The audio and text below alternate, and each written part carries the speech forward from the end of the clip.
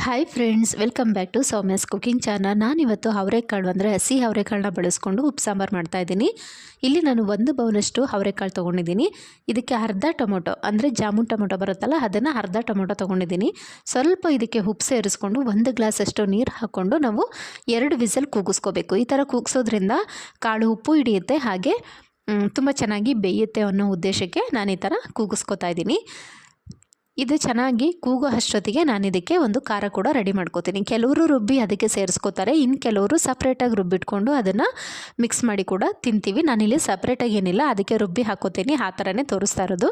ಇಲ್ಲಿ 2 ಸ್ಪೂನಷ್ಟು ಹಸಿ ತೆಂಗಿನಕಾಯಿ ತುರಿ ತೊಗೊಂಡಿದ್ದೀನಿ, ಹಾಗೆ 2 ಖಾರಕ್ಕೆ ಹಸಿ ಮೆಣಸಿನ್ಕಾಯಿ ತೊಗೊಂಡಿದ್ದೀನಿ, ಸ್ವಲ್ಪ ಕೊತ್ತಂಬರಿ ಸೊಪ್ಪು, ಒಂದು 7ರಿಂದ 8 ಕಾಳು ಮೆಣಸು, ಸ್ವಲ್ಪ ಹುಣಸೆಹಣ್ಣು, ಇದಿಷ್ಟು ಹಾಕ್ಕೊಂಡು ನಾವು ರುಬ್ಕೋಬೇಕು.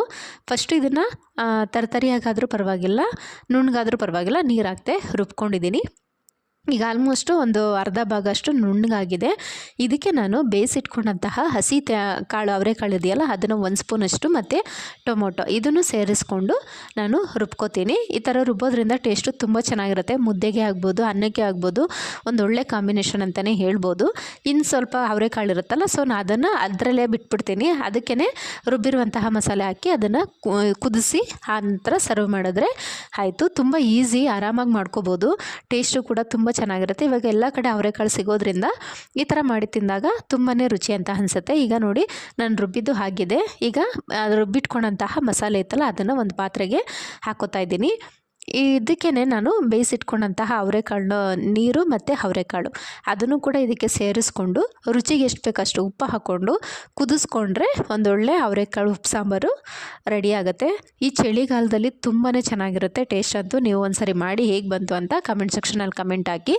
ಹಾಗೆ ಯಾರೆಲ್ಲ ನಮ್ಮ ಚಾನಲ್ ಸಬ್ಸ್ಕ್ರೈಬ್ ಮಾಡ್ಕೊಳ್ದೆ ನೋಡ್ತಾ ಇದ್ದೀರೋ ಪ್ಲೀಸ್ ಒಂದು ಸಬ್ಸ್ಕ್ರೈಬ್ ಮಾಡ್ಕೊಳ್ಳಿ, ಸಪೋರ್ಟ್ ಮಾಡಿ ಅಂತ ಹೇಳ್ತಾ, ಇವಾಗ ನಾನಿಲ್ಲಿ ಇನ್ನೊಂದು ಸ್ವಲ್ಪ ಉಪ್ಪು ಹಾಕೋತಾ ಇದ್ದೀನಿ. ನೀವು ನೋಡಿ ಹಾಕ್ಕೊಳ್ಳಿ, ಯಾಕೆಂದರೆ ಕಾಳು ಬೇಯಿಸ್ಬೇಕಾದ್ರೂ ಹಾಕಿರ್ತೀವಿ. ಸೊ ಹಾಗಾಗಿ ಇನ್ನು ಸ್ವಲ್ಪ ಉಪ್ಪು ಸೇರಿಸ್ಕೊಂಡು ನೀಟಾಗಿ ಮಿಕ್ಸ್ ಮಾಡಿ ಒಂದು 5 ನಿಮಿಷ ನಾವು ಕುದಿಸ್ಕೊಂಡ್ರೆ ಉಪ್ಪು ಸಾಂಬಾರು ರೆಡಿ ಆಗುತ್ತೆ.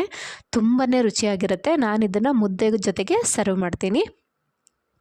ನಿಮಗೂ ಕೂಡ ಲೈಕ್ ಆಯಿತು ಅಂತ ಅನ್ಕೋತೀನಿ. ಲೈಕ್ ಆದರೆ ಲೈಕ್ ಮಾಡಿ, ಶೇರ್ ಮಾಡಿ, ಸಬ್ಸ್ಕ್ರೈಬ್ ಮಾಡಿ, ಪಕ್ಕದಲ್ಲಿರುವಂತಹ ಬೆಲ್ ಐಕನ್ ಒತ್ತೋದನ್ನು ಮರಿಬೇಡಿ.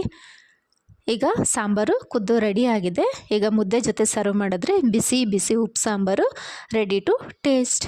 ಈ ವಿಡಿಯೋ ಎಲ್ಲರಿಗೂ ಲೈಕ್ ಆಯಿತು ಅಂತ ಅಂದ್ಕೊಂಡು ಇವತ್ತಿನ ವ್ಲಾಗು ಕಂಪ್ಲೀಟ್ ಆಗಿದೆ ಫ್ರೆಂಡ್ಸ್. ಮತ್ತೆ ನೆಕ್ಸ್ಟ್ ವಿಡಿಯೋದಲ್ಲಿ ಸಿಗೋಣ ಅಂತ ಹೇಳ್ತಾ, ಟೇಕ್ ಕೇರ್ ಆಲ್.